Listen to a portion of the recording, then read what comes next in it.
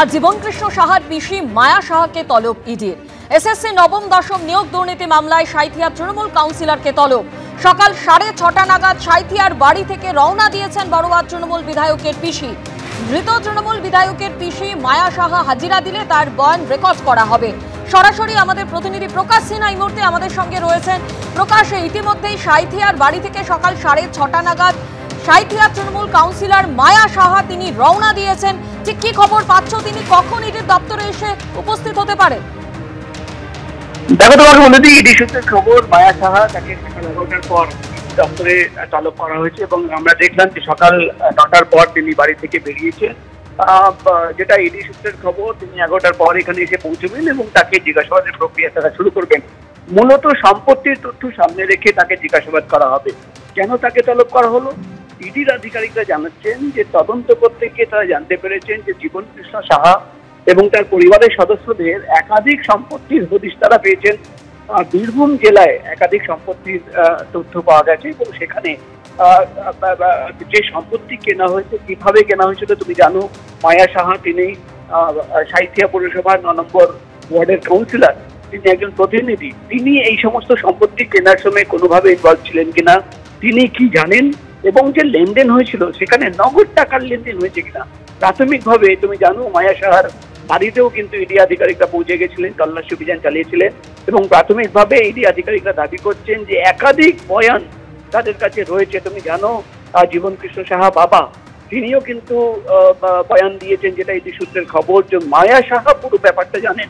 তাই মায়া সাহাকে তলব করা এবং প্রথমে তাকে আলাদাভাবে জিজ্ঞাসাবাদ করা হবে, সেই সমস্ত সম্পত্তির তথ্য সামনে রেখে জিজ্ঞাসাবাদ করা হবে এবং প্রয়োজনে, যেটা ইডি আধিকারিকরা জানাচ্ছেন, যে আলাদা জিজ্ঞাসাবাদ করার পর প্রয়োজনে জীবনকৃষ্ণ সাহার সঙ্গে জিজ্ঞাসাবাদ করতে পারেন। সব মিলিয়ে তিনি যদি আসেন এবং যেটা সম্ভবত 11টার পর তিনি এসে পৌঁছবেন, তারপরেই কিন্তু জিজ্ঞাসাবাদের প্রক্রিয়া শুরু করবেন ইডির গোয়েন্দারা। ধন্যবাদ প্রকাশ।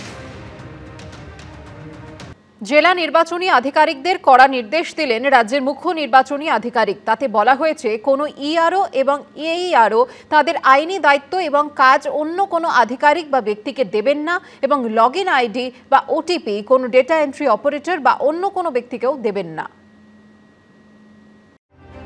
নির্বাচন কমিশনের নির্দেশে শেষ অবধি ভোটার তালিকায় গরমিলের অভিযোগে 2 ডব্লিউবিসিএস অফিসার সহ 4 সরকারি অফিসারের বিরুদ্ধে ব্যবস্থা নিতে হয়েছে রাজ্য সরকারকে।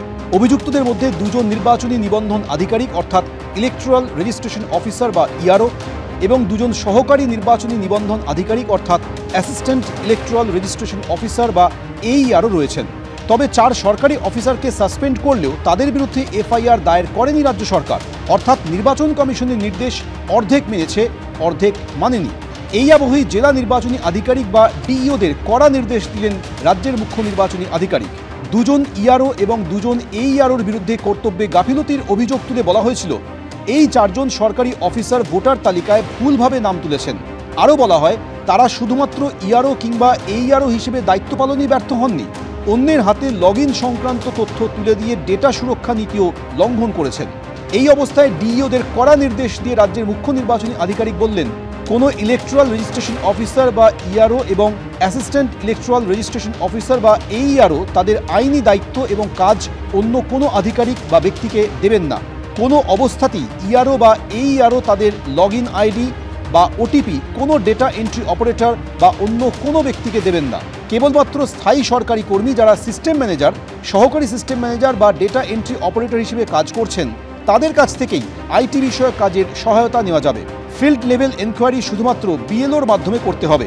ইআরও বা এইআরও নিজের দায়িত্বে তা বাদ দিতে পারবেন না। এর পাশাপাশি সব ডিস্ট্রিক্ট ইলেকট্রাল রেজিস্ট্রেশন অফিসার বা ডিইওদের নির্দেশ দেওয়া হয়েছে যে নির্দেশ কঠোরভাবে পালন করতে হবে। কোনো বিচ্যুতি হলে তা অত্যন্ত গুরুত্বের সঙ্গে দেখা হবে এবং আইন অনুযায়ী ব্যবস্থা নেওয়া হবে। এদিকে বিধানসভা ভোটের আগে দ্রুত ইআরও বা এইআরওদের শূন্যপদ পূরণ করতে চাইছে সরকার।